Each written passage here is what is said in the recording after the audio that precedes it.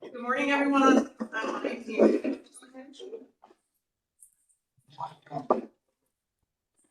Thank you, everyone, for coming. Those of you who do not know, my name is Angela Dieter. I am the director of the Office of Harm Reduction here at the Health Department.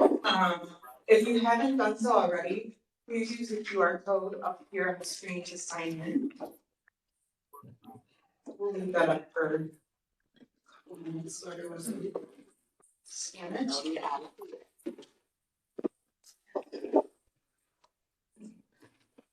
Hopefully everyone was able to grab an agenda and some of the flyers that were out on the table. If you haven't, please grab those. And Dr. Bernstein is going to take us on. Thank you. You're welcome.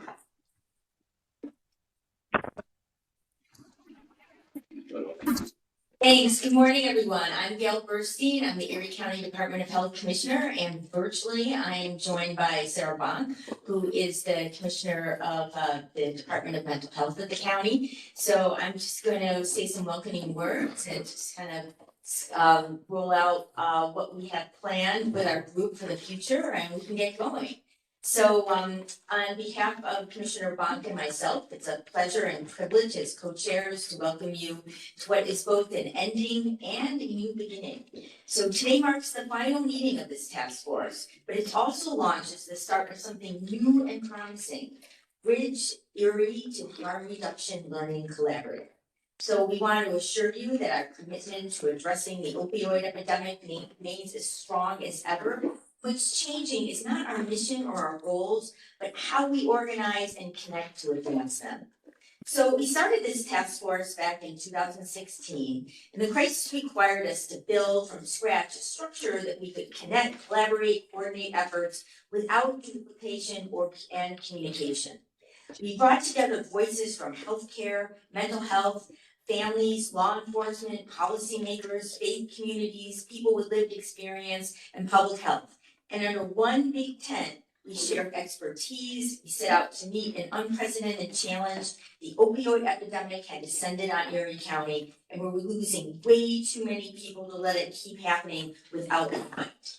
And we succeeded in building an incredible task force. That model was recognized and duplicated beyond Erie County. We were really a model for New York State and also the rest of the United States. And together we built lasting relationships, we identified strengths and gaps, and we showed resilience as the epidemic evolved. But now, nearly a decade later, we know that to sustain our progress, deepen our impact, and stay ahead of emerging trends, we need to switch up our approach. And that's why, in partnership with our health and mental health departments and county leadership, the expertise of our harm reduction team, we are transitioning to a new structure. So I'm going to turn over comments to Sarah Bonk. Sarah is here virtually, right?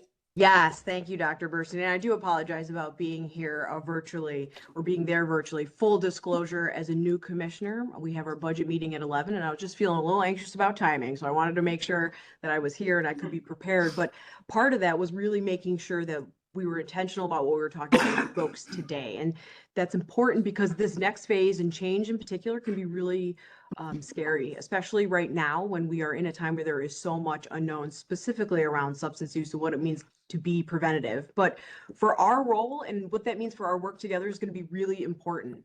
The staff and the harm reduction team are going to continue to work really hard to hear from you, using the data sources that we have to really streamline and figure out what, as a government body, we can do to be helpful to sustain the peer movement and make sure we're being responsive, but that we're doing that in those capacities where we're looking to build knowledge, build skills, and really looking to streamline and those complex problems together. As I can't even say the words, the problems themselves are very complicated. So if we can't even speak those words, the challenge alone is going to be a lot. So we're excited about this. There's a lot that we want you to be able to expect from us within this next phase. That really includes more regular and substantive communications that can be anticipated and that are structured, that focus on transitional and local needs, but also making sure that we're paying attention to national trends and using those models, but really tailoring them into what does that mean for our individual communities locally? Because just because the national trends might be going in one direction doesn't mean that that's what we need to be doing as boots on the ground work here. So I'm really excited to continue to meet with folks more collaboratively, more frequently. I hope to be in person at my next meeting with folks as I'm right here.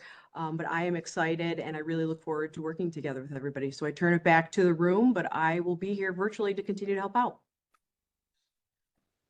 Thank you, Sarah. We are looking to get your feedback and input. That's very important to us. This is, like we said, a collaborative. So the Bridge Erie to Harm Reduction Survey up here, if you could scan this QR code, it's an opportunity for everyone just to kind of give comments, feedback, suggestions. We want to hear from you guys as well.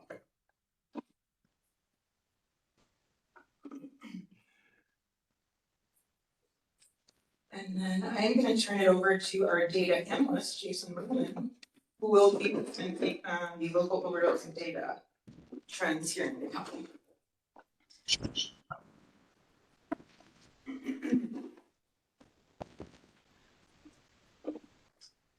Does anyone else need a minute with the QR code? Got it.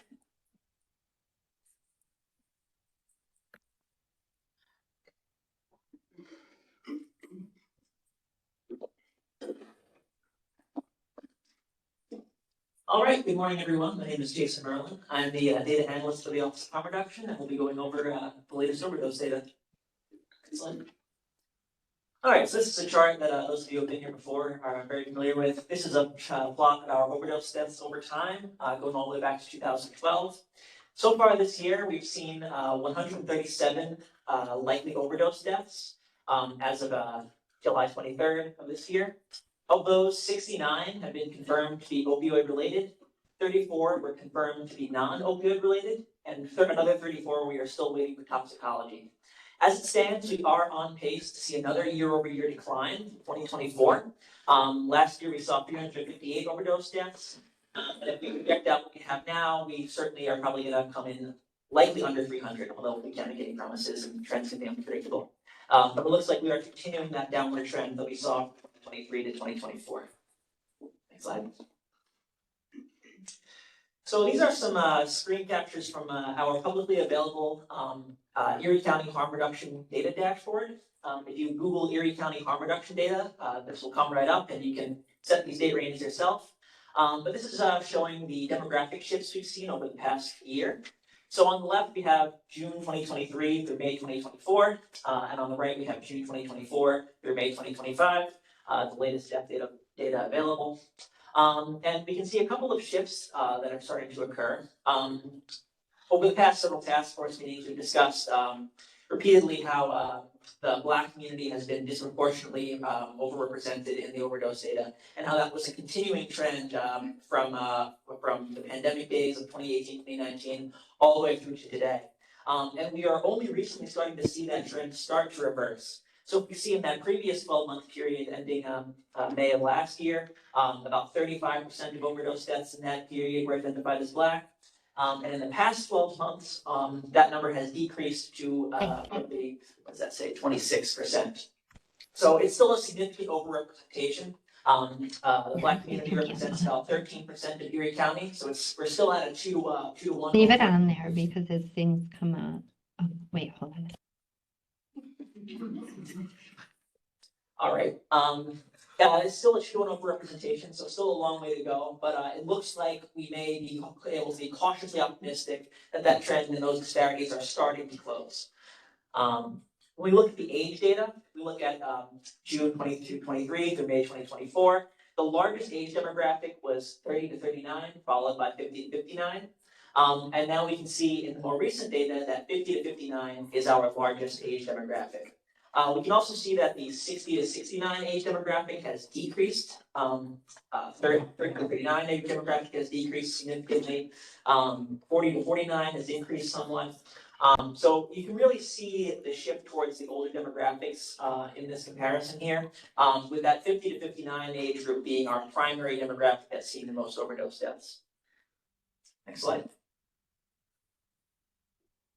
So now we're gonna look at the toxicology, the breakdown of substances detected among overdose deaths over the past several years. So on the right, we have a pie chart showing the overdose deaths related to breaking it down by the presence of opioids, cocaine, both, or neither.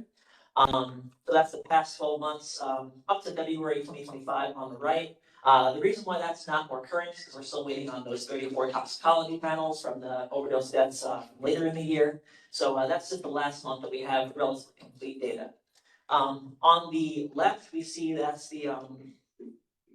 basically that pie chart drawn out over time. So these are line graphs showing the percentage of overdose deaths related to each of these substance categories, averaged over 6 months and plotted over time. So in blue, both in the pie, these colors are both in the pie chart and the line graph. In blue, you see both opioids and cocaine detected. Orange is cocaine only detected in absence of opioids. Red is opioids detected in the absence of cocaine, and that greenish teal color is any other substance that was detected in the absence of both cocaine and opioids. So we can see that over the past 6 months, as of February, it's basically August 2024 to February 2025, about 40% of deaths contained both opioids and cocaine, which marks a significant decline from the previous year in mid-2023 through 2024, where we saw upwards of 60% of overdose deaths related to both opioids and cocaine. So that percentage has started to come down rather significantly. We can see opioids only in the absence of cocaine representing 27% of overdose deaths, and that also is a decline from maybe 2021, 2022. It reached a low in 2023, and then has increased slightly from there. Cocaine only, as we can see, has had a significant increase over the past year or so. We're now at about 20% of our overdose deaths are cocaine only, or cocaine in the absence of opioids. And about 10-11% of our overdose deaths are other substance combinations, other substances such as amphetamines, benzodiazepines, and various other substances that one might use. And this is also a slide from our publicly available dashboard, so feel free to go on there and adjust these date ranges and compare different time periods yourself. Slide. So in terms of new substance observations that we've seen this year, from the medical examiner's office, as of June, we've seen 6 deaths related to carfentanil this year. For those that aren't familiar, carfentanil is a synthetic opioid that is, I forget what they say, if it's 100 or 1,000. It's many, many times more potent than fentanyl or other opioids. So it's a very, very potent, very, very serious threat to health. And we've detected it in 6 deaths so far this year. In terms of other contaminants, these were detected by substances seized by law enforcement. So often law enforcement will seize some samples from a crime scene or an investigation and send those samples down to the Erie County Central Police Services forensic laboratory, where they then compare those samples against a library of other, potential molecules, biomolecules, and then they come back with certain substances. So we get these reports every quarter, and so for the past quarter, April through June, we had 3 detections of medetomidine.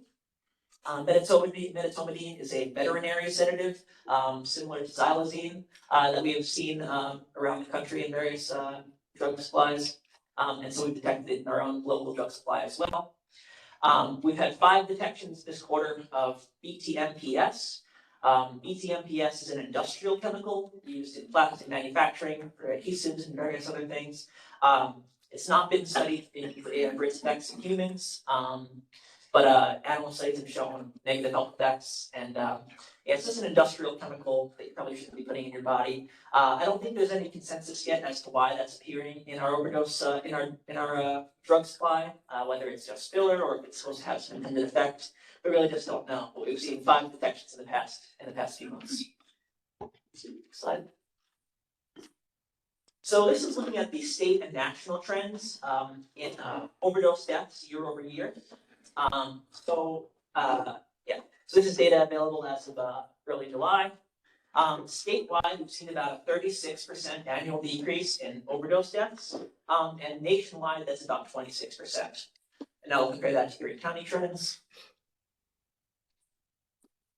So over the past year in Erie County, we've seen about a 29% decrease in monthly overdose deaths. So back a year ago in June 2024, over that previous 12 months, we had seen an average of 34 deaths every single month. And in the past 12 months, so ending this past June, we've seen an average of 24 deaths per month. So significant decline, about 29%. Still way too many tragic deaths, but definitely trending in the right direction and roughly in line with state and national trends.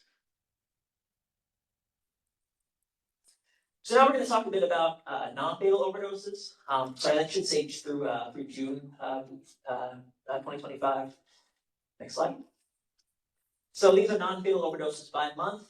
This data is aggregated by the HIDA office, the High Intensity Drug Trafficking Area Office in Erie County, and we thank them greatly for their diligent work in aggregating these reports and sending them to us daily.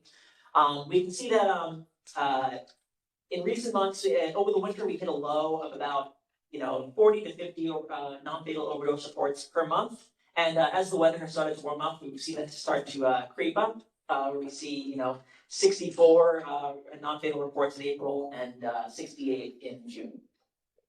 We saw a peak in September of 2024, and then it rapidly returned to a bit lower than our usual baseline. Throughout 2023 and early 2024, we saw about 60 or 70 non-fatal reports per month, and so it looks like we're creeping up back towards that baseline. But we'll continue to monitor that. It looks like it might be trending slightly downwards. Next slide. So in terms of location of overdoses, here we have side by side the non-fatal overdose reports from the HIDA office and fatal overdose reports on the right from the medical examiner's office. Non-fatal reports in the past 6 months, the first half of 2025, have been concentrated in the downtown Allentown area, mostly Allentown 14201. Also in Grand Ferry, 14213, and Black Rock Riverside, 14207. Those are 3 zip codes that are continuous north to south on the west side of the city of Buffalo. So Allentown and Grand Ferry and then Black Rock have had the highest concentrations of non-fatal overdose reports. We also saw a relatively high concentration in the Lovejoy area, 14206. That's just south of Broadway, which is 14212. So we've seen a lot more activity in Lovejoy than we've seen in the past. And we also saw some significant activity in Cheektowaga, which is 14225.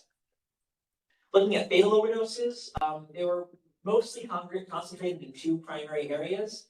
First was that downtown Allentown area of 14201, and also at Black Rock Riverside. A couple of other notable mentions were 14215, which is the east side of Buffalo and part of Cheektowaga, and also 14220, yeah, that's South Buffalo. So, yes, biggest concentrations for fatals in Allentown and Black Rock Riverside, with smaller concentrations in the east side and South Buffalo. Slide. So now we're going to talk a little bit about the heat maps. Show you guys some updated versions of the heat maps. Going into more specific in the zip code level, where we're seeing some of these overdose reports. So this is data that's collected from HIDA. This is all HIDA data. And whereas before the HIDA data we were looking at was only non-fatals, this also incorporates the fatal reports that we get from HIDA as well. About 75%, 3 out of 4 of our HIDA reports that we receive are non-fatal reports, and about 1 in 4 are dead on arrival fatal reports. HIDA evaluates these reports and determines if they're likely overdoses. They send them to us, and we turn them into heat maps. So heat maps are based on the locations of overdoses and emergency service calls aggregated by HIDA, and then we make a heat map specific to a particular location and time period. So for the first 2 maps we're going to look at, they're going to be 13-week or basically quarter time periods, and for the more rural, less dense areas, we're going to be looking at basically 6-month periods. This is a helpful analogy in case you haven't seen the heat maps before to kind of understand what you're looking at. So we can think of these overdose reports like pebbles being dropped in water, making ripples that radiate outwards.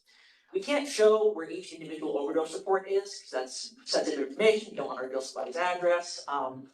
So we can only show where the ripples of multiple pebbles, so to speak, overlap.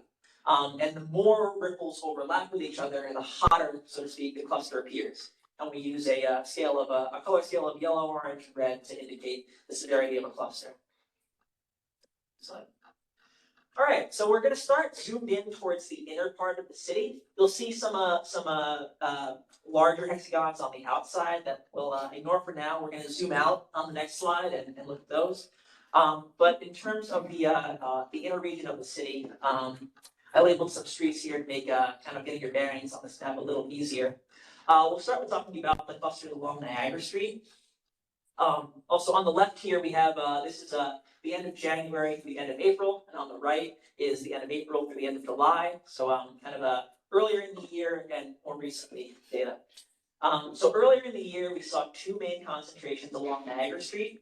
One was closer to Porter Avenue, further north along Niagara Street, kind of bordering the lower west, kind of on the lower west side, near like 4th Street Park. And then that cluster further south on Niagara Street is near Virginia Street, Carolina Street area. Yeah, and then that extends further downtown, a slightly less dense concentration near where you see the end of Broadway. That's kind of near Lafayette Square, near City Hall. Next, I'll direct your attention to just south of where you see West Ferry, that large circled cluster there. With the orange in the middle. That's along Main Street. So earlier in the year, we saw pretty heavy activity all along Main Street, all the way from the Buffalo General Medical Campus, all the way up to Main and Utica, maybe a little past that, almost to Ferry Street. And in more recent months, you see that that's kind of condensed to mostly just around Main and Utica. So it is interesting to notice those trends of how we did see a lot more activity further along Main Street in the colder months, and that seems to have contracted towards a particular spot in the more recent months. We look at the west side of Buffalo, near where we see West Ferry. Earlier in the year, we had most of that activity in the Grand Ferry area was north of West Ferry. So kind of near Auburn, and then a small bit of activity near Niagara Street, right on the waterfront. And we can see in more recent months that activity has shifted south of West Ferry. And that's a good point of reference there would be Hampshire Street, those diagonal streets that run below Grand Ferry. That's where you can see more of the concentration of activity lately for the Grand Ferry area. Next, we'll talk about Broadway. You can see Broadway running along near the bottom there. We see a cluster there in both time periods, earlier in the year and later in the year. We saw a cluster right near Broadway to Bailey. That's Bailey Avenue, where you see the Broadway line terminating. That's Route 62. So Broadway Bailey has intensified in recent months, which is usually what we see. It's more active there in the warmer months than in the colder months. We also see in more recent months there's another cluster that popped up around Broadway. You see circled there. That's near Memorial Drive, so kind of near Memorial Drive, Fillmore Avenue, south of Broadway, just south of Broadway. So one cluster in the earlier in the year became two later in the year, Memorial Drive and then Broadway Bailey. All the way at the very far right edge of the map, you'll see two clusters that are kind of just below those that Broadway Bailey cluster. That's around Lovejoy Street and Hennepin Park. So Lovejoy, Hennepin area, just north of William Street. That's a rather consistent but mild cluster in both time periods. So right around East Lovejoy, Hennepin Park, the Long Island Museum, that kind of area around there. We also see south of William Street a cluster in more recent time period. In the more recent time period on the right, that's south of William Street. That's right near. I think I'm saying this right. Frontenac Park. Frontenac Park, south of William Street. That's near Clinton and Fillmore. The intersection of Clinton and Fillmore, a bit east of there, near that Frontenac Park. That's something that we're seeing in recent months that we did not see earlier in the year. But it is a cluster that we saw towards the end of 2024. So October through December of 2024. So it was active, then it wasn't. Now we see it pop up again, and it's just more evidence that these patterns do shift over time. That's why we try and pay attention to these changes. So let's see. We talked about Niagara Street. We talked about the Main Street, the East Side, Broadway. Oh, yeah, so, there's, another small cluster, just to the right of, Niagara Street, just, to the east of Niagara Street. That's, right in Allentown, right on the near the intersection of Allen Street and Elmwood Avenue. That has been a very concentrated little cluster that we've seen occasionally that has been popping up again, right around there. Okay, so now we'll go to the next slide. So as you can see, this kind of zooms out a little bit more. The reason why we do this is because it's hard to make a map like this with one scale for the entire county, because in the suburbs, rural regions, things tend to be more spread out than they are in the inner parts of the city. So you can see all those clusters that we just talked about are in the middle there, and now we're going to talk about the this kind of intermediate region here. So this intermediate region includes the outer parts of the city of Buffalo, so places like Black Rock, South Buffalo, Parkside, and also the surrounding suburbs, Tonawanda, Amherst, Cheektowaga, and West Seneca and Lackawanna. So that's the area that are covered by this layer. And it's the same time periods of end of July through end of February, through end of January through end of April, and then end of April through end of July. So we'll start with if you see where Tonawanda Street is. So earlier in the year, we saw that a significant hotspot to the west of Tonawanda Street, and that was basically right by Riverside Park. So Riverside Park, Riverside, right by the water. It's hard to tell in this map, but in the later time period, it actually shifts further away from Riverside Park and more towards like actual Tonawanda Street. So more in the neighborhood near that street, and less near the park itself. So it's shifted slightly there. We can also see that activity in that general Black Rock, Riverside, and North Buffalo area intensified over in recent months. That kind of follows Kenmore Avenue along from the Black Rock Riverside area up to Delaware Avenue. You can see earlier in the year we had the cluster tended to intensify around Delaware Avenue near that Delaware and Kenmore Avenue intersection, with activity extending further south towards that's like Buff State near Amherst Street, near the Skajakwada. We saw some activity just north of there. And yeah, that whole area has increased in activity in recent months, particularly around Delaware Avenue, Kenmore Avenue, and Tonawanda Street. Looking at Main Street, we can see that we had activity around Main Street, and this is further north up Main Street, closer to UB South Campus. University of Buffalo South Campus overlaps these clusters in both time periods. So earlier in the year, we can see that it was mostly right around that UB South Campus area. That's the University Station on the Main Street rail line, extended down towards like the Amherst Street Station. So those two rail stations in the earlier in the year were that whole area had some mild overdose activity. More recently, we've seen that activity intensify, particularly around the Amherst Street Station. So there's a rail station at Main and Amherst, and right around there, we've seen a significant amount of activity, more than we had in the past. And that activity does extend up towards UB South Campus, University Station, but lately it's been more intense a little further south, kind of near Parkside, near Delaware Park, near the Amherst Street Station. You can also see right on near where it says Harlem Road, we saw another cluster pop up. That's in the Pine Hill area. That's near the intersection of East Delavan and Eggert. So Pine Hill, Delavan, Eggert, somewhat near Kentfield. That area has seen an increase in activity lately that we weren't seeing in earlier months, and quite a significant cluster there as well. What else? So looking at South Buffalo, we have Seneca Street. It's pretty significant activity in both time periods. We can see that earlier in the year, that activity was spread northward into Kaisertown as well. That's Kaisertown is near, what street is that? South Ogden, and that area underneath the 190. We had activity there earlier in the year that has since settled down a little bit in more recent months. But the rest of the South Buffalo area is still rather intense. Earlier in the year, we saw high concentrations around South Park Avenue. So that runs north to south to the west of Seneca Street.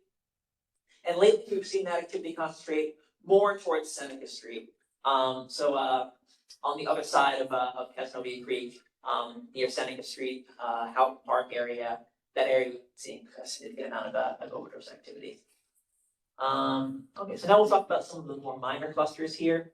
Up at the very top of the map, on the left, earlier in the year, we can see 3 small clusters that are circled that were present in the winter months that faded in the later in the year.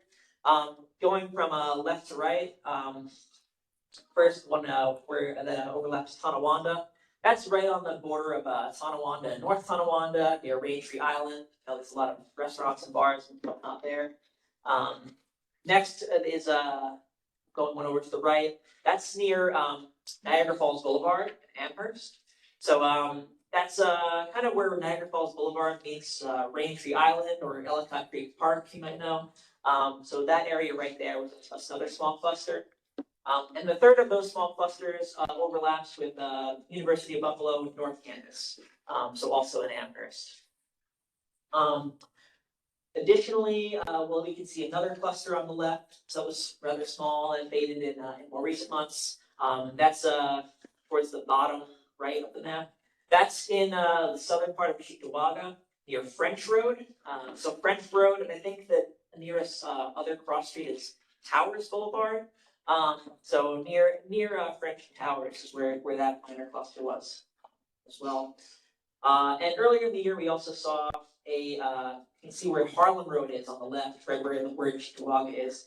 We saw a minor cluster near the intersection of Broadway and Harlem. Yeah, I'm sure. Right. Yeah, I think that's about it. Next one. All right, next slide, please.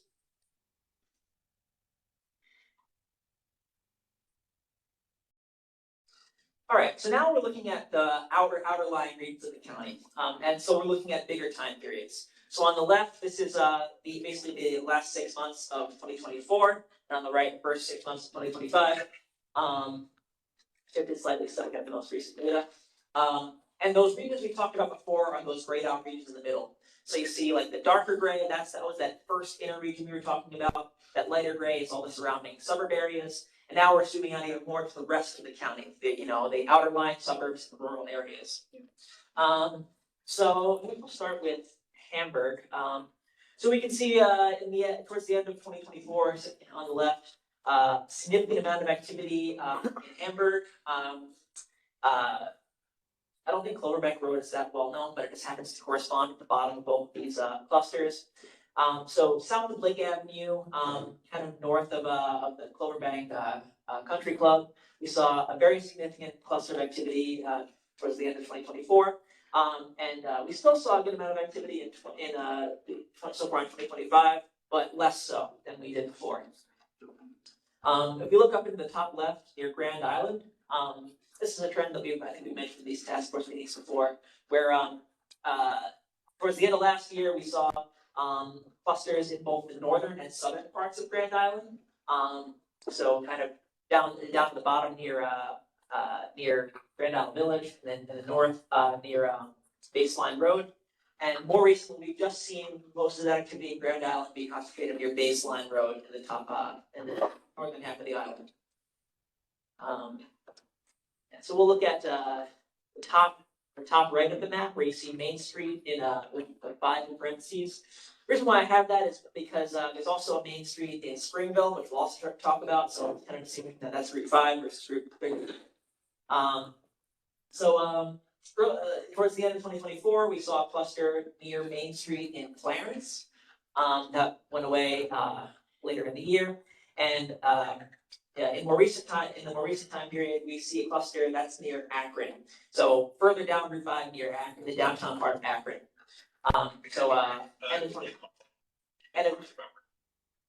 And in 2024, cluster near Route 5, Clarence, later on, cluster near Route 5 in Hampton.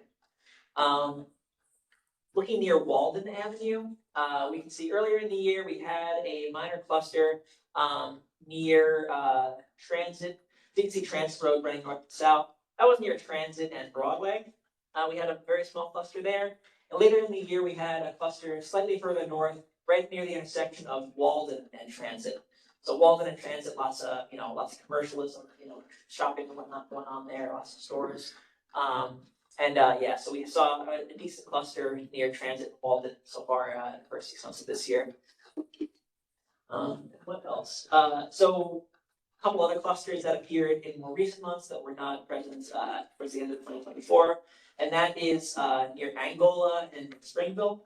So near Angola, you can see we have Dawn Avenue. That just happens to correspond to right about the middle of that cluster as a frame of reference. So it's mostly near the waterfront, near the water, beachfront properties, near Angola.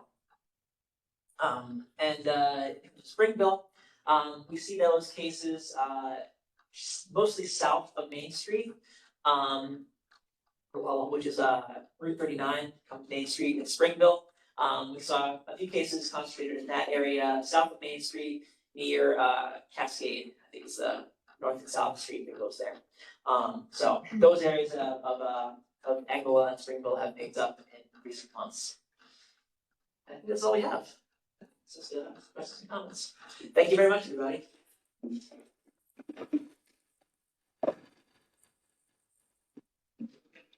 Yeah, anybody have any questions, comments?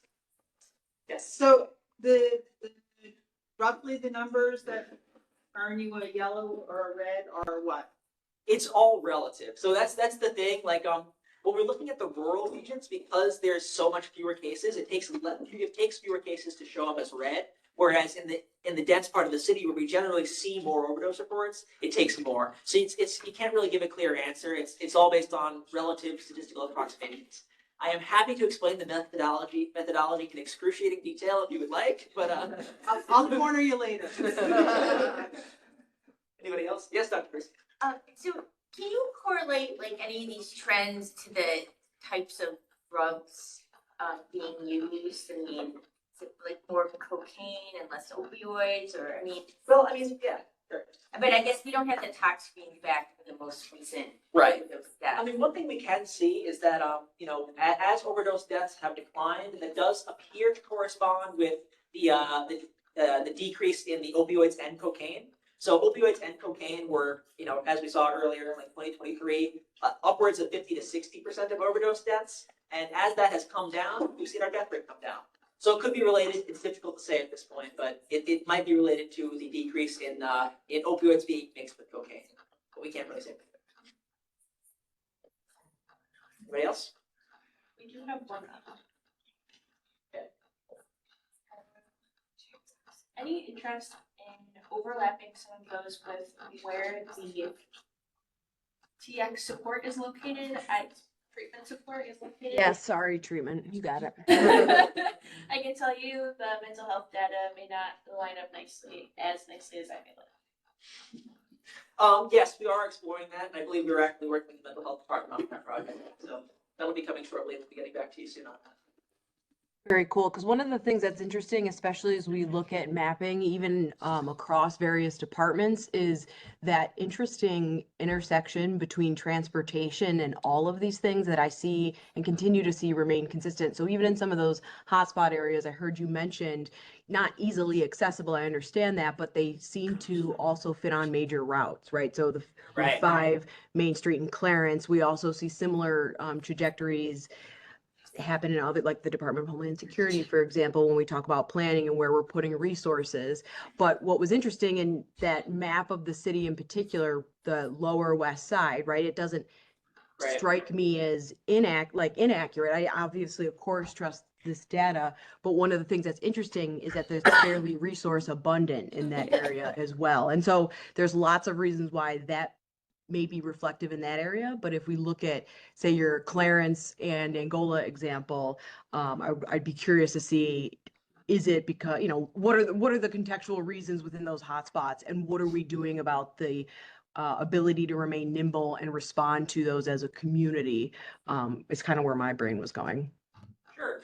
And what I will add is, it is important to remember that not all overdoses get reported, and these maps are only based on reported overdoses. There may be certain social factors that lead to certain areas having more underreporting than other areas. So we can only tell what we have reported to us. But if any of you, either you, Sarah, or anyone else at other organizations has other data, or from your experience in the field that, there's actually a lot of activity going on over here that's not enough on your map, that's great information that we would love to know.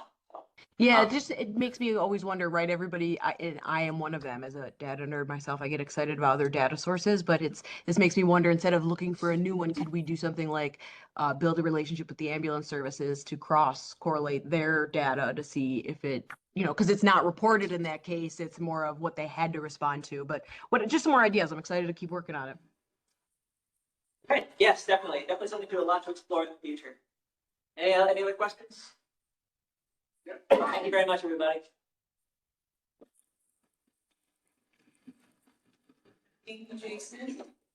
Next we're gonna have our family coordinator, Zachary K, come up with a brief announcement before we get to our guest.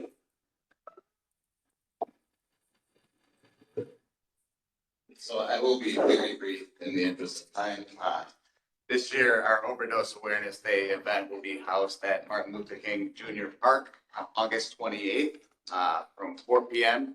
until 8 p.m. We will have mental health treatment providers, substance use treatment providers there from 4 to 6, tabling, bringing information to the people. As Jason so eloquently stated, our 14211 is getting hard hit by overdose, 14215 areas. So this is intentionally placed. With that being said, we will have also set up through the Food Policy Council, Erie County and Buffalo. They have donated about $1,000 to Fresh Fix to distribute produce boxes to the community. At that point, we're going to have pizza, basically for the kids, balloon animals. It's going to be a very, very community-minded, community-centered event. And I hope you all will join us. If there are organizations that have not signed up for tabling, please feel free to reach out to me. My email is zachary.kay@erie.gov. I'd be happy to have you there to share these resources with people. Also, it gives us an opportunity to honor our loved ones that we've lost overdose, right? And talk about the lives that they lived, not the drug that they overdosed. So please join us. Also briefly going to talk about the listening sessions that we're out in the community providing. We've identified that we can do better, right? I've always prided myself on thinking and making sure that we can always do better, because we can. So what we've done is about 3 weeks ago, we had our first listening session at Hillary's house through Horizon Health. We went out, it was family visitation day, and we were able to have conversation with the family members there about what they were lacking as far as resources available to them, and also what they've experienced. So it gives us an opportunity to report back out to the treatment providers and the organizations about ways that we can better serve our community members. With that being said, our next one is coming up with Big Brothers Big Sisters program, September 23rd. It's going to be at Northwest Buffalo Community Center from 5 to 8 p.m. Please feel free to join us there as well. Thank you. Thanks. And next we are going to have an organization, our second presentation is Western New York Compassion Connection.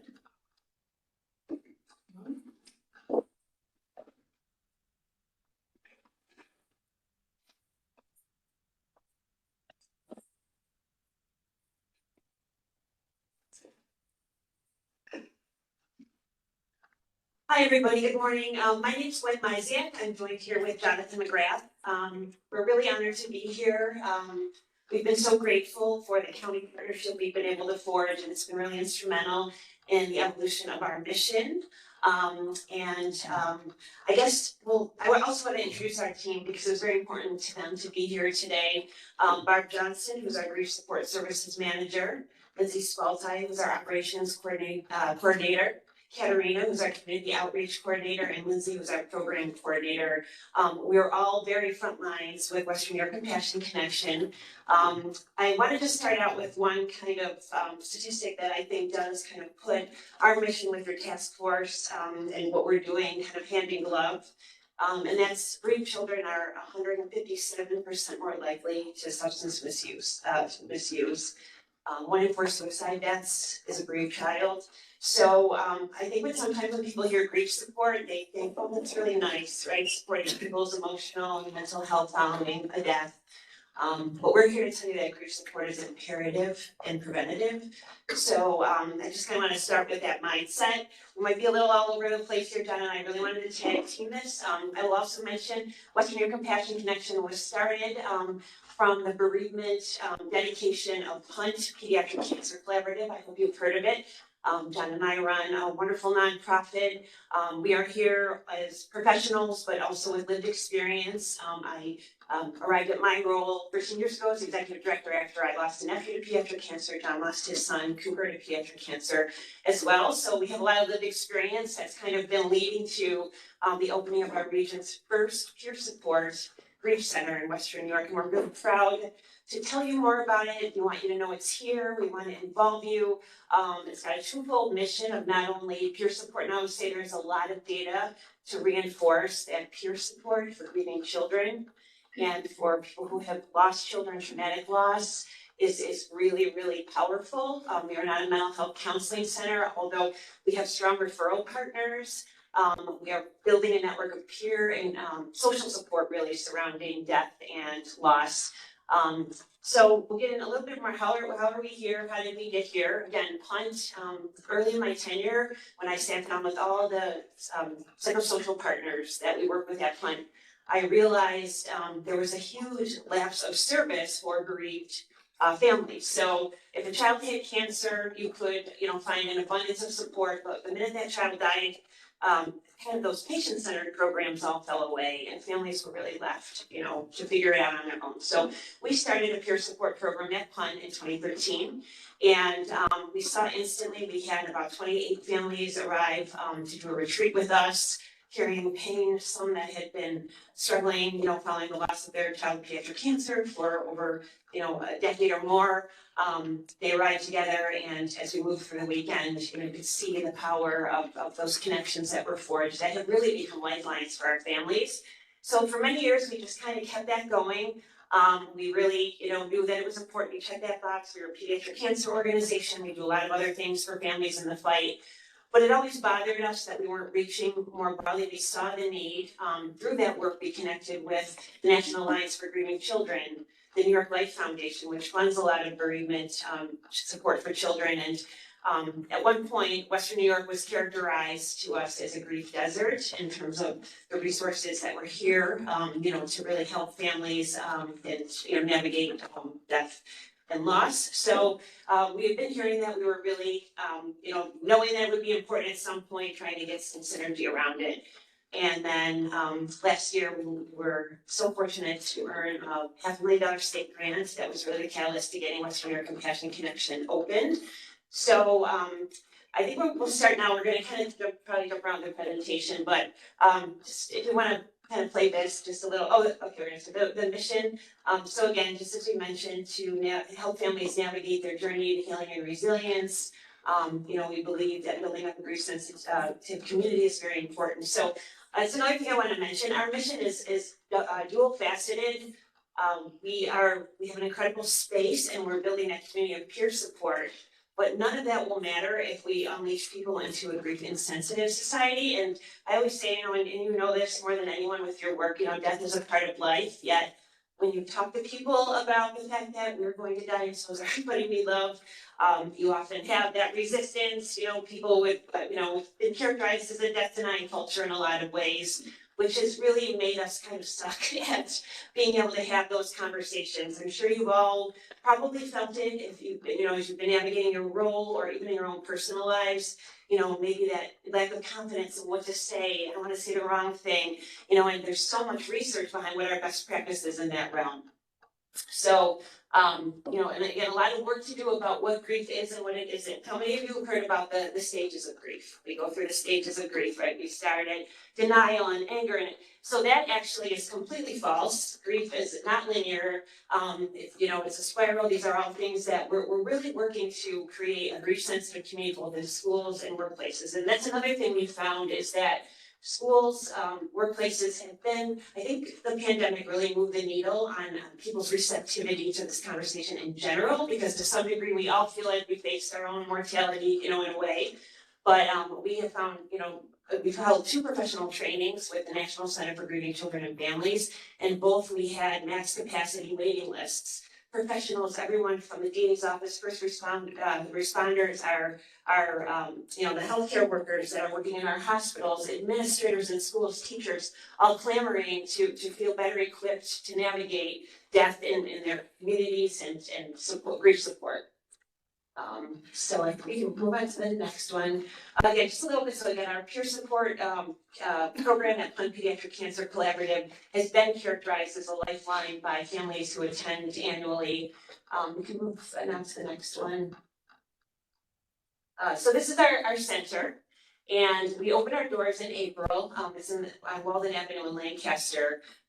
We worked really hard to create a haven, and I'm going to tag you in here, I think, because we'll have a different voice here. Okay, sorry. No, thanks, guys. So yeah, we, as Gwen said, Punt's been doing bereavement work for over 10 years in the pediatric cancer realm. We obviously have our lived experience, but understanding some more statistics, along with the 175% more likely to abuse substances, we found out that 1 in 11 kids in Erie County will be bereaved by the age of 18, that's a very alarming statistic. Currently, there's about between 84 and 8,500 youth that are bereaved in Erie County.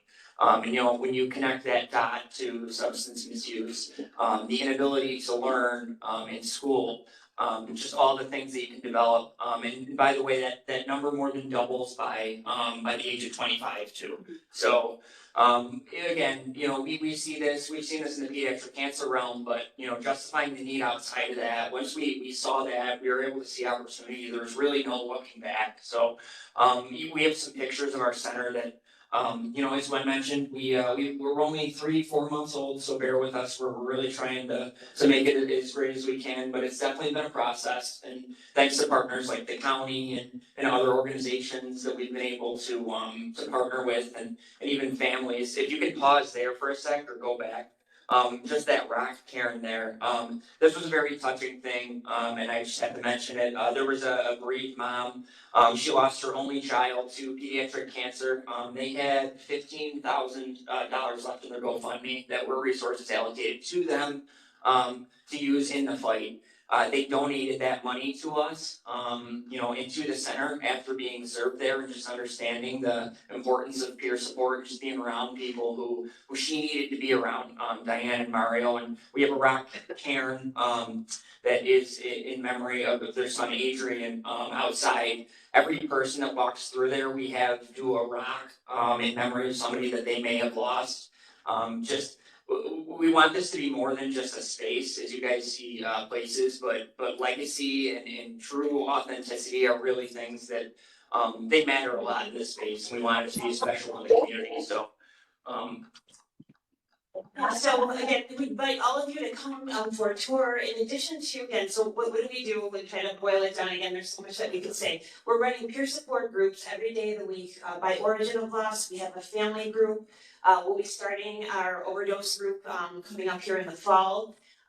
We bring families together, parents meet and kids meet. We have trained volunteers that have to go through a pretty rigorous grief literacy training with us in order to run peer support groups. We have social activities, we have therapeutic activities, all just to build that community. We would again invite all of you, if you want to reach out to us, come for a tour, understand more, check out the website for the programming. But then again, this notion of none of that matters if we unleash people into a grief insensitive society. So our grief literacy trainings, we're doing a lot in workplaces. We're challenging companies to develop bereavement policies based on best practices.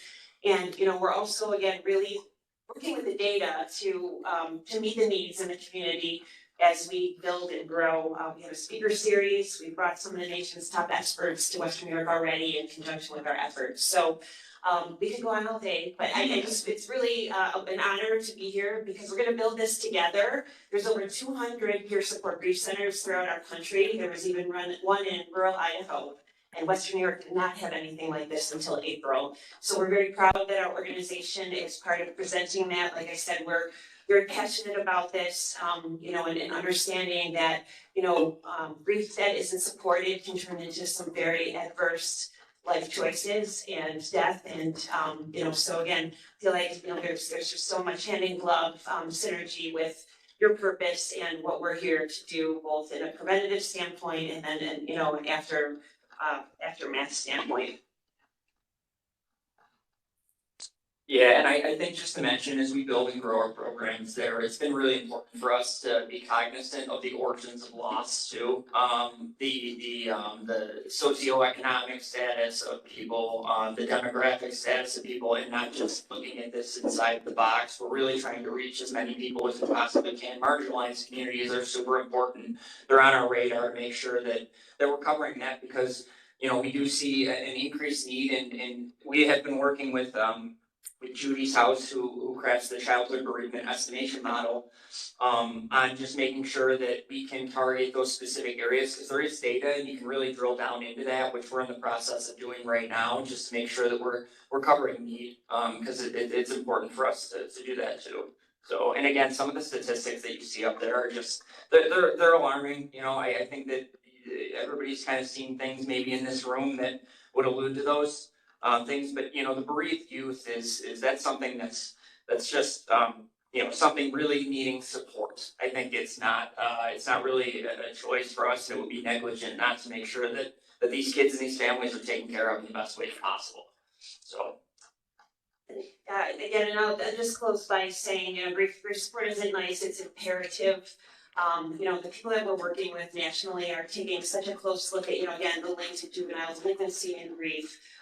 Schools, you know, are just woefully equipped. I mean, there's some school districts that are doing a good job, but I think many of them would say, you know, again, that's where most of our children are spending their day, yet, you know, in the wake of a loss or tragedy, you know, it's like kind of reported, counselors are on hand, and then open your math book to page 57. So these children are coming to school with backpacks that are filled with bricks, you know, carrying this kind of invisible pain that often does then turn to anesthetizing it with, you know, drugs, alcohol, or other adverse, you know, life choices. So, you know, it's really important to us that people understand, you know, how, substantial this mission is. Just the emotional and mental support that people would characterize as like, you know, supporting the bereaved. So, does anybody have any questions for us at all? Yes. Oh, go ahead. How do you receive funding? So, again, we got a state grant to get started. That's been able to secure us some private foundation grants. We just found a private foundation secured the building for us and buying it outright. You know, we're a 501c3 nonprofit. Punt's been doing its job for 13 years, so that's my and John's job, you know, to grant write, sponsorship, you know, major donor, I mean, everything a good nonprofit does to diversify their revenue streams, to maintain, you know, their, sustainability. I guess not taking anything for granted, that all of our services are free, going into schools, going into workplaces. You know, some really amazing things are happening. You know, we're working with Western Wegmans. Their HR directors want us to come in and do grief literacy trainings for their teams, so they're better equipped to handle lost school communities. We're working, you know, with probably about 8 to 10 school districts already. We were on the radar with a lot of them because of so many children, you know, battling cancer and, you know, dying in schools. So we've already been trying to equip schools to better navigate loss. So this is a very monumental scaling up of our mission in Western New York. But again, we've been mentored by some of the best grief centers in the country that have just been so excited for our community. And I know that's kind of a funny word to choose when you're talking about death and grief and loss, but we know that this is going to save lives, you know, and we are really hopeful that, you know, it will be embraced by the community in whatever corner of the world that you're in, to build it to be the strongest resource that it can be for the kids and families of our community. Do you do, like, in schools, if say if there's a, you know, loss of a student, I mean, do you go in and be counseling for? Right, so, we don't do counseling, so, but these are some of the things we're working on. First of all, we're working on making it, an essential part of a school policy that every assessment form would have, the question, has this child suffered a significant death? And the answer is yes. We're trying to champion, individual bereavement support plans, recognizing that that loss is gonna follow that child for the rest of their life, through every developmental stage, to make sure that they're continually on the radar there. We have a presentation explaining to students what grief is and, you know, helping them understand that it's natural, you know, it's ongoing, you know, that, again, grievers are so hard on themselves, you know, grief literally dysregulates your nervous system, you can't help it yet. People think it's something that they have to work through and get over so they can be okay again, and you're never gonna be the same again, you know, and so the more we build up that community of understanding and sensitivity, the more a child can thrive knowing that their grief and pain is seen, heard and understood. We have grief lockers, so if there's a loss in a school community, we're gonna come in with a grief locker and note cards and work with that team to, you know, make sure that that student, faculty member is supported, that the community of, you know, school members can write, you know, notes of support, just those little things mean so much. And then we also do peer support groups right at the schools. So recognizing a lot of families are never gonna bring their kids to our beautiful center on Walden Avenue, although we are, you know, trying to make sure we're aiming for a shuttle. We wanna have, we have Uber gift cards to provide transportation, but a lot of parents aren't gonna come because their grief is so incapacitating, they can't even, you know, help their kids in the way they need it. So, we've already been doing peer support right at schools. We had a school community who has a student that is terminal, work with us. 12 of their faculty members came in and we did some grief literacy training so they're prepared, you know, when that loss happens, to be able to support the school community and the family. So those are some of the ways that we're really like looking to bring our mission into schools. And again, I will just say the receptivity has been absolutely overwhelmingly astounding to us. I mean, people were just desperate for better tools in this realm. And, you know, our community suffered so much, you know, the mass shooting, the blizzard deaths. We had national people calling us saying, we want to send in resources. We don't even know how to like do it, you know, so because these grief centers often serve as the hub of that wheel in communities, you know, so again, we're building and growing, we're 4 months old, but opportunities like this, and I think when you come through this space and you kind of really understand, you know, we've tried so hard to make it, again, a beautiful haven and respite. We're gonna be working with Peace in a few weeks, their homicide loss support group, and they're gonna do a full day retreat. You know, so just so many things percolating out of the gate and we're just getting going. But again, we don't have it all figured out. We're all kind of learning together as this is a completely novel concept, even though we've had a lot of great experience laying the groundwork for us, both lived experience, professional, and then national mentoring. But it's really an honor to let you know that Western New York Compassion Connection is here, and it's here to stay, and we hope in whatever way you can contribute to building up the community around it, you will consider being part of our mission. And again, thank you so much. I know we worked with Mark O'Brien so closely. The 2 professional trainings we did when we brought in the National Center for Grieving Children and Families, and again, waiting room or waiting list max capacity. We're funded in part by Erie County, and you know the feedback that we received is really hard to turn people away from that. You know, again, the DA's office sent people, the county sent people, all of our hospitals sent, you know, those ICU nurses, the people that got to do that knock on the door. We're also really paying attention. This is important too, especially because we're here first responder peer support group, and you know all of the data that is showing us the high rate of suicide in first responders. And your state assembly member, Pat Shiklinski, who is a first responder and also military, is really passionate about working with us on that too. So, any other questions? Can you expand on cups of comfort? Oh, sure. Yeah, thank you. Well, John actually, he does a counterpart too. Cups of Comfort is just simply every Thursday morning at 10 o'clock, we open our door.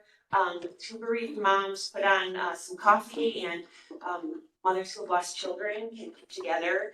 It's not as structured as our peer support facilitation or our family nights. It's really just an opportunity for them to come together. And you know, we have a mom show up at our door just a couple weeks ago, just lost her daughter in a drowning accident. You know, just knowing that there's like kind of like a non-threatening way to kind of like integrate without it being, you know, we're gonna kind of sit in a circle and share, you know, our feelings kind of thing. So, and the counterpart to that is Dad's Navigating Grief, which John runs.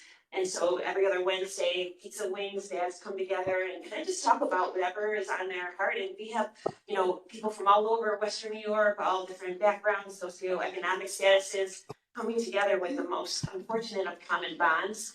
But just, you know, realizing that they're not alone. And we're already seeing the networks carry on beyond the center, you know, with families connecting outside of it, supporting each other through those, you know, those hard milestones, you know, all the things.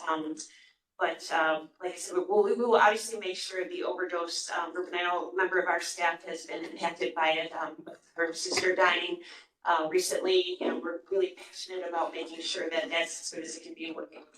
Yeah. But it's a long answer to Cups of Comfort is coffee for bereaved moms every Thursday at 10 o'clock. Sometimes we have 4 moms, sometimes we have 10. Sometimes they do a puzzle, sometimes, you know, it's a really hard day and they just feel, you know, again, peer support, it sounds so, I guess, like fluffy, but, you know, it's just like with anything else, when you can really be with somebody who understands, there's no more powerful, you know, way to feel understood and just to feel like you're not alone. You're not gonna fix anything, we know that. You know, we're dwelling in the most, you know, as you are, you know, the gravity of, you know, I mean, part of our job is how could somebody die and how can we support them, you know, and then our pediatric cancer side. But we know, you know, from our experience over 13 years at Punt that, again, these connections do form lifelines. Yeah, and I think just with that lived experience and having something happen to you that's similar in another sense and just making a connection with somebody, there's an added level of empathy I think that you have. And you know, a lot of what we do at the center is just holding space for each other and just figuring out ways to do that. And meeting people where they're at too. Like Gwen said, there's a moms group on Thursdays that's a little more casual, you know, and then we'll have a more robust activity that is kind of involving a specific type of grief or guilt or something that you might be feeling. So, you know, like Gwen said, it's not counseling. It's a lot of peer support, but the data does show that peer support is really, really effective in conjunction with counseling and with all that other stuff. So. Yeah, so just I did want to mention the importance of really reaching bereaved children. You know, again, data supporting that if you're old enough to love, you're old enough to grieve. We start working with kids at 4 or 5 years old, and they have their little lanterns room. You saw there the play therapy opportunities and like what we're hearing them say. And you know, a lot of grief centers have said our kids grow up at our centers. You know, we get them when they're little and they keep graduating like a daycare. They're in a little lanterns room, and then they're in our Pathfinders room, and now they're in our cool teen hangout room. And you know, we're giving a lot of thought to how to get those kids there. You know, we have Buffalo Bills in our DNA. We were founded by the Bills puncher. We work closely with many pro athletes in the community. We're going to bring them in for meet and greets. You know, Mason Knox, our Bills tight end, is a bereaved sibling. You know, so just kind of like normalizing, you know, and helping people just like even if it would seem again like even we've had people that we've offered towards like come to our grief center, oh that sounds too sad. You know, so it's like really making it a space that is filled with love, and it is filled with, you know, love and laughter and that community partnership that's going to keep it, you know, going and growing. But again, another data just for context, 90% of juvenile delinquents have suffered significant loss in their life, you know. So we're not as hardcore numbers as you. You know, this is obviously a lot of, you know, there's a lot of emotional drive behind this, but the data has been driving the grants and the evolution of what's your compassion connection for sure. So. You serve like you have lost Parent or sibling, any significant loss. So in addition to the groups that run at the center, we also like we did a bereavement day camp right before Christmas last year with a grant we received, and we had 60 bereaved youth, and it was any significant person in their life. So we had youth that had lost friends. It was from ages 5 to 18, you know, to their grandparents. I would say our family groups out of the gate, we had about 17 children come to our first program. It was predominantly parents or sibling loss. Yeah, and even just to go outside of that, there are a lot of situations that the caretaker may be grandparents or maybe somebody who is a parent to them, and that's also somebody who would qualify for those services. So. Our center is on a bus route. Again, we're paying a lot of attention to accessibility issues. We don't want it to be, you know, exclusive in any way, even though it's in, you know, in Lancaster. It's right on Walden Avenue. We got a grant for Kelly for Kids for Uber gift cards, gas cards. So That's one thing that we're really, again, making a priority. And our hope is to have a shuttle. A lot of grief centers do have shuttles and volunteer drivers. So, but again, just to reinforce, what happens at the center is important, but that's just the start. So, normalizing these conversations and the grief literacy. If any of you are interested in even just getting us in for a 20-minute grief literacy training, we do a lot of just what to say, what not to say, how to support a grieving person. Just a little example, like if you're gonna say at least, don't say it. At least they didn't suffer. At least you had 25 years. At least you got to say goodbye. The whole sorry for your loss. Why do we apologize to people when somebody they love dies? It doesn't even make sense logically. What are the better things to say? We give people those really concrete tools. So, helping them understand that grief is natural, that it's physical, all the things that, we always say that people will come into our grief center and they'll start to cry. And they immediately start apologizing. Like, why do we have a society that feels like tears are weak or you're embarrassed by them? And then we typically are trying to stuff somebody up, right? Oh no, it's okay, don't cry. Here, so yet crying is the most natural way our body has to release our emotions. So again, then you create this culture where people feel isolated. They don't feel like there's space for their grief. So they go inward with it and they do really destructive things to anesthetize their pain. So our missions are, very lockstep as much as it might seem, like it's just kind of, on the fringes. So yeah, well, thank you. Yeah, you better give us the hook. 'Cause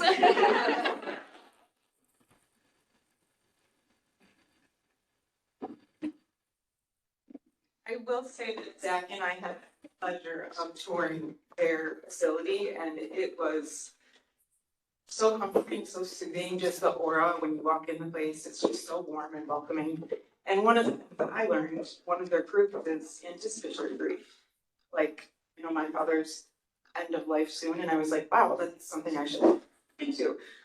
Preparing for that death. We talk about, the overdoses and the overdose deaths, but, we have parents who are in the thick of it with addiction and need support as well. So thank you for that great resource. And that's what we're hopeful that these next meetings will turn into, is more of a community collaborative where we can share resources with each other. We're all doing amazing work. We're all trying to silo, doing our own things.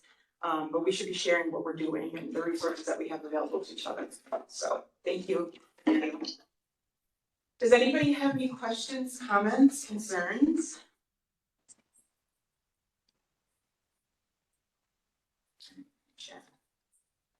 No. We will be around if anybody wants to, we have our, I don't know if anybody was able to get the handout they walked in, but a couple of our upcoming events, we have Overdose Awareness Day, we have a harm reduction symposium, and our overdose data review for community partners. So if you're interested in any of those, please sign up. Yes. I didn't bring a flyer, but I will email you one. Spark the Hope is having its annual Rejoicing and Recovery event in Hamburg on September 6th. I hope you're invited to the table at it from 12 to 3. It's absolutely free. There's music, there's testimonials. It's really a very uplifting event for those of us who work in this field. It's really my annual recharge of my batteries. It's really celebrating recovery. 12 to 3, Connor's hot dogs, absolutely free. Come. Thank you. Just to pause with that, everyone, if you don't know who I am, please come see me after, but our Matters new platform is actually officially live, after a long wait. We're officially live. You can start making referrals today. So if you haven't signed on yet, please come see me. And if you have never heard of Matters, please come see me. Thanks. Thank you. The same number. Same number. What number? Yeah. Anybody else? Stop by and say hi to Erie County at the fair. That's 12 days of summer. Yes, we will be there. Thank you, everyone, for coming. And when is that? Oh, sorry. We do have a new text line for our existing service in our hands. So you can use the QR code in there. That's our new number. So please utilize it if anybody needs Narcan. You should directly do. Usually takes about 7 minutes in business days.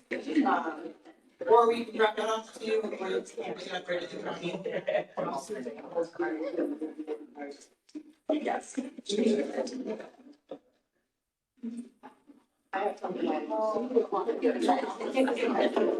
Thank you, everyone. Yep.